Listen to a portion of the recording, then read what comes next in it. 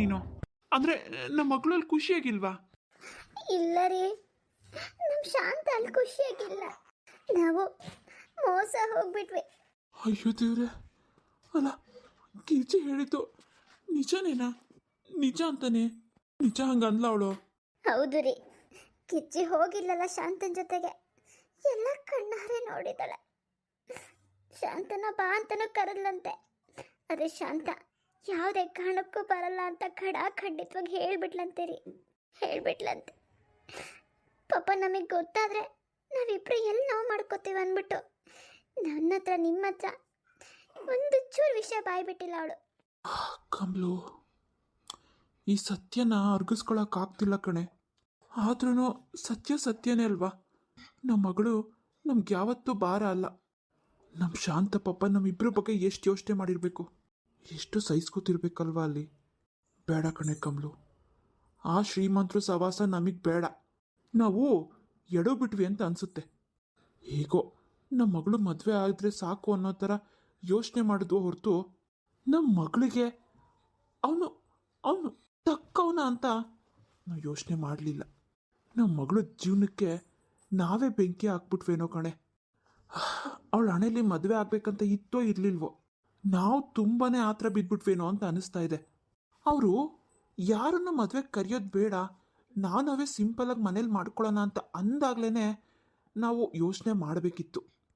ಆದರೆ ನಾವು ಎಂಥ ಒಳ್ಳೆ ಜನ, ಹಾಗೆ ಹೀಗೆ ನಾವು ಅಷ್ಟು ಅನುಕೂಲವಾಗಿ ಮದುವೆ ಮಾಡ್ಕೊಡೋಕ್ಕಾಗಲ್ಲ ಅಂದ್ಬಿಟ್ಟು ಈ ರೀತಿ ಹೇಳ್ತಿದ್ದಾರೇನೋ ಅಂತ ನಾವು ಅರ್ಥ ಮಾಡ್ಕೊಂಡ್ವಿ. ಆದರೆ ಇದರಿಂದ ಇಷ್ಟು ಕಹಿ ಸತ್ಯ ಇದೆ ನೋಡು. ಹೌದು ರೀ, ಹೌದು. ನನಗೇನು ಮಾಡಬೇಕು ಅಂತಲೇ ಗೊತ್ತಾಗ್ತಿಲ್ಲ. ಶಾಂತ ಕರೆದ್ರೆ ನಿಜವಾಗ್ಲೂ ಬರ್ತಾಳ? ಗಿಜ್ಜಿ ಕರೆದಿದ್ಕೇನೆ ಯಾವುದೇ ಕಾರಣಕ್ಕೂ ಬರಲ್ಲ ಅಂತ ಹೇಳ್ದವಳು. ಇನ್ನು ನಾವು ಹೋಗಾದ್ರೆ ಬರ್ತಾಳ ರೀ ಅವಳು?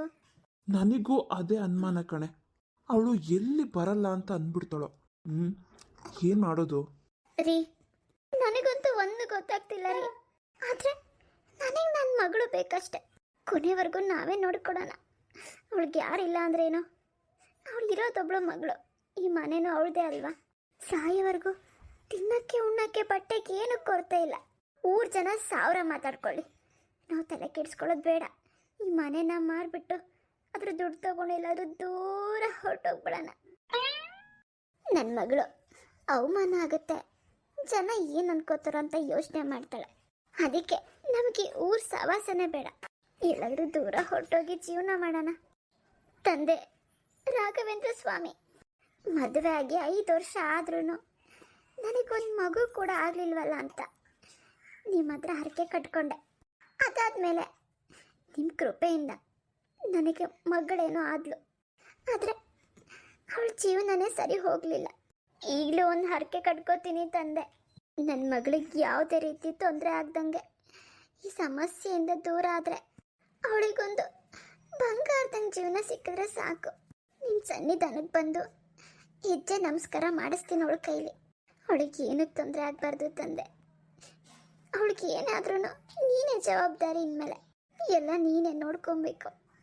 ನಾವು ನಿಮ್ಮನ್ನು ಮಾತ್ರ ನಂಬಿದ್ದೀವಿ. ಕಷ್ಟ ಅಂತ ಬಂದವ್ರಿಗೆ ನೀವು ಯಾವತ್ತೂ ಕೈ ಬಿಟ್ಟಿಲ್ಲ. ಯೋಚನೆ ಮಾಡಬೇಡ ಕಮಲು, ರಾಘವೇಂದ್ರ ಸ್ವಾಮಿಯವರೇ ನೋಡ್ಕೋತಾರೆ ನಮ್ಮ ಜೀವನ, ನಮ್ಮ ಮಗಳು ಜೀವನ ಏನಾಗಬೇಕು ಅಂತ. ನಾವಿಬ್ರು ಎಡಗ್ಬಿಟ್ವಿ ಅಷ್ಟೆ. ಒಂದ್ಸರಿ ಅವಳನ್ನ ನೋಡೋಕ್ಕೆಂತ ಬಂದಾಗ ಅವರು ಸ್ವಲ್ಪ ನಾವು ಯೋಚನೆ ಮಾಡಬೇಕಿತ್ತು. ರಾಘವೇಂದ್ರ ಸ್ವಾಮಿ ದೇವಸ್ಥಾನಕ್ಕೆ ಹೋಗಿ ಬಂದ ಮೇಲೆ ಅವರಿಂದ ನಾವು ಹೂ ಕೇಳಿದ ಮೇಲೆ ನಾವು ಮುಂದೆ ಇಡಬೇಕಿತ್ತು ಹೆಜ್ಜೆನ. ಅವಾಗ ನಮಗೆ ಸರಿಯಾದ ದಾರಿ ಸಿಕ್ಕಿರೋದು. ಆದರೆ ನಾವು ಯಾವುದು ಮಾಡಲಿಲ್ಲ. ನನ್ನ ಮಗಳು ಮದುವೆ ಆಗ್ತಲ್ಲ ಹೇಗೋ ಅಂದ್ಬಿಟ್ಟು ಆ ಖುಷಿಲಿ ಎಲ್ಲನೂ ಮರೆತುಬಿಟ್ವಿ. ಅದಕ್ಕೆ ಸ್ವಾಮಿಯವರು ಈ ಥರ ಪರೀಕ್ಷೆ ಕೊಡ್ತಿರೋದು. ಹೌದು ರೀ, ನೀವು ಹೇಳ್ತಿರೋ ಸರಿನೇ. ಇನ್ನು ತಡ ಮಾಡೋದು ಬೇಡ, ಬನ್ನಿ ಹೋಗೋಣ. ಬನ್ನಿ ಇವಾಗಲೇ ಹೋಗೋಣ ಅವ್ರ ಮನೆಗೆ. ನಮ್ಮ ಪ್ರಯತ್ನ ನಾವು ಮಾಡೋಣ. ಹೋಗಿ ಮಾತಾಡಿ ಬೇಡ ನಿನ್ನ ಜೊತೆ ಬಂದ್ಬಿಡು ಅಂತ ಹೇಳೋಣ. ಮುಂದೆ ನೋಡೋಣ, ಬನ್ನಿ, ತಡ ಮಾಡೋದು ಬೇಡ. ಆಯಿತು ನಡಿ ಕಮಲು, ಹೊರಟ್ಬಿಡೋಣ ನಡಿ. ಪೂಜ್ಯಾಯ ರಾಘವೇಂದ್ರಾಯ ಸತ್ಯಧರ್ಮರತಾಯ ಚ ಭಜತಾಂ ಕಲ್ಪವೃಕ್ಷಾಯ ನಮತಾಂ ಕಾಮಧೇನವೇ. ಫ್ರೆಂಡ್ಸ್, ಬನ್ನಿ ರಾಘವೇಂದ್ರ ಸ್ವಾಮಿಗಳು ಶಾಂತಾಳ ಜೀವನನ ಸರಿ ಮಾಡ್ತಾರ ಅಂತ ನೋಡೋಣ. ಪ್ಲೀಸ್ ಯಾರೆಲ್ಲ ಈ ವಿಡಿಯೋ ನೋಡ್ತಿದ್ದೀರಾ ತಪ್ಪದೇ ಸಬ್ಸ್ಕ್ರೈಬ್ ಮಾಡಿ ಹಾಗೆ ಶೇರ್ ಮಾಡಿ. ಆದಷ್ಟು ಬೇಗ ಈ ಸ್ಟೋರಿನ ಎಂಡ್ ಮಾಡೋಣ ಅಂತ ಅಂದ್ಕೊಂಡಿದ್ದೀನಿ. ಕೆಲವೇ ಎಪಿಸೋಡ್ಸ್ಗಳಲ್ಲಿ ನಾನು ಈ ಸ್ಟೋರಿನ ಎಂಡ್ ಮಾಡ್ತೀನಿ. ನೆಕ್ಸ್ಟು ಮುಂದಿನ ಸ್ಟೋರಿ, ಹೊಸ ಸ್ಟೋರಿ ಶುರುವಾಗುತ್ತೆ. ಈಗಾಗಲೇ ನಮ್ಮ ಈ ಒಂದು ಚಾನಲಲ್ಲಿ ಇನ್ನೊಂದು ಹೊಸ ಸ್ಟೋರಿನ ಆಲ್ರೆಡಿ ಒಂದು ಎಪಿಸೋಡ್ನ ನಾನು ಪ್ರಸಾರ ಮಾಡಿದ್ದೀನಿ, ತುಂಬದ ಮನೆ ಅಂತ. ಯಾರೆಲ್ಲ ನೋಡಿಲ್ಲ ದಯವಿಟ್ಟು ನೋಡಿ, ಆ ಸ್ಟೋರಿಗೂ ಕೂಡ ಸಪೋರ್ಟ್ ಮಾಡಿ. ಬನ್ನಿ ಕಂಟಿನ್ಯೂ ಮಾಡೋಣ ಈ ವಿಡಿಯೋನ. ಏಯ್, ಸರಿಯಾಗಿ ಹೊತ್ತೆ ಕಾಲ್ನ ನೋಡು, ಯಾರೋ ಬಂದ್ರು ಅಂತ ಅನ್ಸುತ್ತೆ. ಅಮ್ಮ ಅಪ್ಪ ಇರ್ಬೋದು. ಏನಾದರೂ ಈ ವಿಷಯನೆಲ್ಲ ಹೇಳಿದ್ರೆ ನೋಡು, ಗೊತ್ತಲ್ಲ ಏನು ಮಾಡ್ತೀನಿ ನಾನು ಅಂತ. ಅಯ್ಯೋ ಇಲ್ಲ, ನಾನು ಏನು ಹೇಳಲ್ಲ. ಹೋಗಿ ಡೋರ್ ತೆಗಿ ಹೋಗು. ಶಾಂತ, ಶಾಂತ, ಏನಾಯ್ತು ನಿನ್ನ ಮುಖ ಎಲ್ಲ ಗಾಯ? ಏನು ಏನು ಏಟ್ ಬಿದ್ದಾಗಿದೆಯಲ್ಲ? ಏನಿಲ್ಲಮ್ಮ, ಏನಿಲ್ಲ. ಅದು ಕೆಲಸ ಮಾಡ್ತಾ ಈಗ ಸ್ವಲ್ಪ ಏಟಾಯ್ತು ಅಷ್ಟೆ, ಬಿದ್ದುಬಿಟ್ಟೆ. ಶಾಂತ, ಸುಳ್ಳು ಹೇಳಬೇಡ, ನನಗೆಲ್ಲ ವಿಷಯ ಗೊತ್ತಾಗಿದೆ. ಕೀರ್ತಿ ಎಲ್ಲ ಹೇಳಿದ್ಲು ಕಣೆ. ಯಾಕಮ್ಮ ಶಾಂತ, ನಮ್ಮಿಂದ ಈ ವಿಷಯ ಮುಚ್ಚಿಟ್ಬಿಟ್ಟೆ ಅಲ್ಲ? ನೀನು ನಮಗೆ ಭಾರ ಆಗ್ತಿ ಅಂತ ನಿನಗೆ ಹೆಂಗೆ ಅನಿಸುತ್ತೆ ಹೇಳು? ಇಲ್ಲ ಮಗಳೇ, ಯಾವತ್ತೂ ನೀನು ನಮಗೆ ಭಾರ ಅಲ್ಲ. ನೋಡು, ನಿನ್ನನ್ನು ಇಲ್ಲಿಂದ ಕರ್ಕೊಂಡು ಹೋಗ್ಬೇಕಂತಲೇ ಬಂದಿರೋದು. ನಡಿ, ಹೊರಟ್ಬಿಡೋಣ, ನಡಿ. ಹೌದು ಶಾಂತ, ನಡಿ ಹೋಗ್ಬಿಡೋಣ. ಇಲ್ಲಮ್ಮ, ಆ ರೀತಿ ಎಲ್ಲ ಏನಿಲ್ಲ, ನಾನು ಇಲ್ಲೇ ಇರ್ತೀನಿ. ಅಯ್ಯೋ ಕರ್ಮ ನಂದು, ಬೇಡ ಕಣೆ, ನಡಿ ಹೋಗೋಣ. ಇಲ್ಲಮ್ಮ, ನಾನೆಲ್ಲೂ ಬರಲ್ಲ. ರೀ, ಇವಳು ಹೀಗೆ ಹೇಳಿದ್ರೆ ಕೇಳಲ್ಲ. ಬನ್ನಿ, ಅವ್ರ ಅಪ್ಪ ಅಮ್ಮನ ಹತ್ರನೇ ಮಾತಾಡೋಣ. ಓ ಅತ್ತೆ ಮಾವ, ಏನು ಇಷ್ಟು ದೂರ ಪಯಣ? ನೀವು ಬರ್ತೀರಂತ ನಮಗೆ ಗೊತ್ತಾಯಿಲ್ವಲ್ಲ. ನೋಡಪ್ಪ, ನಿಮ್ಮ ತಂದೆ ತಾಯಿಯವರಿಲ್ವಾ? ಇಲ್ಲ, ಅವ್ರು ಹೊರಗಡೆ ಹೋಗಿದ್ದಾರೆ. ಏನು ವಿಷಯ? ಅಪ್ಪ ಅಪ್ಪ ಅಪ್ಪ ಬನ್ನಿ ಅಪ್ಪ. ಸುಮ್ಮನಿರಮ್ಮ ನೀನು. ನೋಡಪ್ಪ, ನೀವು ಮಾಡ್ತಿರೋದು ಸರಿ ಇಲ್ಲ. ನನ್ನ ಮಗಳು ಏನು ಅನ್ಯಾಯ ಮಾಡಿಲ್ಲ ಅಂತ ಈ ರೀತಿ ಮಾಡಿದ್ರಿ? ಓ, ನಿಮಗೆಲ್ಲ ವಿಷಯ ಗೊತ್ತಾಗಿದೆ ಆಗಿದ್ರೆ? ಅಲ್ಲಪ್ಪ, ಅಲ್ಲ, ಯಾಕೆ ಈ ರೀತಿ ಮಾಡಿದ್ರಿ? ನಾವು ಹೇಗೋ ನಮ್ಮ ಪಾಡಿಗೆ ನಾವು ಇದ್ವಲ್ಲ, ನೀವಾಗೆ ಬಂದ್ರಿ, ಮದುವೆ ಮಾಡ್ಕೊಂಡ್ರಿ, ಚೆನ್ನಾಗಿ ನೋಡ್ಕೋತೀವಿ ಅಂತ ಹೇಳಿದ್ರಿ. ನಾವು ಹೆಣ್ಣೆತ್ತೋರಪ್ಪ, ಏನೋ ನನ್ನ ಮಗಳು ಒಳ್ಳೆ ಮನೆಗೆ ಸೇರ್ತಾಳಲ್ಲ ಅಂತ ಮದುವೆ ಮಾಡಿಕೊಟ್ರೆ, ನೀವು ಅವಳನ್ನು ಕೆಲಸದ ಆಳಿಗಿಂತ ಕಡೆಯಾಗಿ ನೋಡ್ಕೋತಿದ್ದೀರಾ. ಅವಳಿಗೆ ಹೊಡೆದು ಬಡ್ದು ಹಿಂಸೆ ಕೊಡ್ತಿದ್ದೀರಾ. ಬೇಡಪ್ಪ, ಬೇಡ, ಸಾಕು ನನಗೆ ನಿಮ್ಮ ಸವಾಸ. ಗೊತ್ತೋ ಗೊತ್ತಿಲ್ದನೋ ನನ್ನ ಮಗಳು ಜೀವನನ ನಾವೇ ಹಾಳು ಮಾಡಿಬಿಟ್ಟಿದ್ದೀವಿ ಅನಿಸುತ್ತೆ. 100 ಸರಿ ಯೋಚನೆ ಮಾಡಿ ಮಗಳನ್ನ ಮದುವೆ ಮಾಡ್ಕೊಡ್ಬೇಕು ಅಂತಾರೆ. ಅಂಥದ್ರಲ್ಲಿ ನಿಮ್ಮ ತಂದೆಯವ್ರು ಬಂದು ಕೇಳಿದ ತಕ್ಷಣ ನಾನು ಏನೋ ಯೋಚನೆ ಮಾಡದೆ ಒಪ್ಕೊಂಡೆ. ಯಾಕೆ ಗೊತ್ತಾ? ನನ್ನ ಮಗಳು ಚೆನ್ನಾಗಿರಲಿ ಅಂತ. ಆದರೆ ನೀವು ದೊಡ್ಡ ಜನ ಮೋಸ ಮಾಡಿಬಿಟ್ರಲ್ಲಪ್ಪ, ಮೋಸ ಮಾಡಿಬಿಟ್ರಲ್ಲ. ಇನ್ನು ಒಂದು ಕ್ಷಣ ನನ್ನ ಮಗಳನ್ನ ಇಲ್ಲಿ ಇರಿಸಲ್ಲ.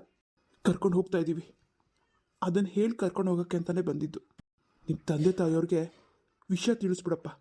ನಡಿಯಮ್ಮ ಶಾಂತ, ನಡಿ. ಇಲ್ಲಿ ಒಂದು ಕ್ಷಣ ಇರೋದು ಬೇಡ ನಾವು. ಹೌದು ಗಣೇಶ ಅಂತ, ನೀನು ಇಲ್ಲೇ ಇರ್ತೀನಂತ ಈಗಲೂ ಹಠ ಮಾಡಿದ್ರೆ ನೋಡು, ನಿಮ್ಮ ಅಪ್ಪ ಅಮ್ಮನ ಕಳ್ಕೊತೀಯ ನೀನು. ಅಯ್ಯೋ ಅಮ್ಮ, ಏನಂತ ಮಾತಾಡ್ತಿದ್ಯಾ? ಇಲ್ಲ ಅಮ್ಮ, ಆಯಿತು, ನಾನು ಬರ್ತೀನಿ, ನಡೀರಿ.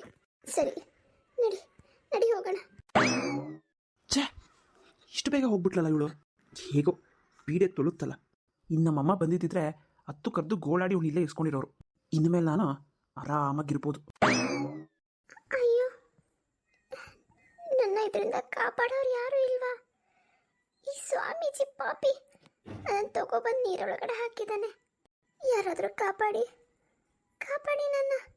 ಇನ್ನು 3 ದಿನದೊಳಗಡೆ ನಾನು ಈ ಬಾಟಲಿಂದ ಆಚೆ ಬರಲಿಲ್ಲ ಅಂದರೆ ನಾನು ನಾಶ ಆಗೋಗ್ತೀನಿ. ನಾನು ಸೇಡ್ ತೀರಿಸ್ಕೊಳಕ್ಕಾಗೋದಿಲ್ಲ. ಏನು ಮಾಡಲಿ ನಾನು? ಅಲ್ಲಿ ಶಾಂತಕ್ಕನ ಕಥೆ ಏನಾಗ್ತಿದೆಯೋ ಏನೋ, ಆ ಪಾಪಿ ಏನು ಮಾಡ್ತಿದ್ದಾನೋ ಏನೋ. ಅಯ್ಯೋ, ಹೇಗೆ ಕಾಪಾಡಲಿ ನಾನು? ಹೇಗೆ ಕಾಪಾಡಲಿ? ಯಾರಾದರೂ ಕಾಪಾಡಬಾರ್ದ ನನ್ನ? ಮುಂದುವರಿಯುವುದು.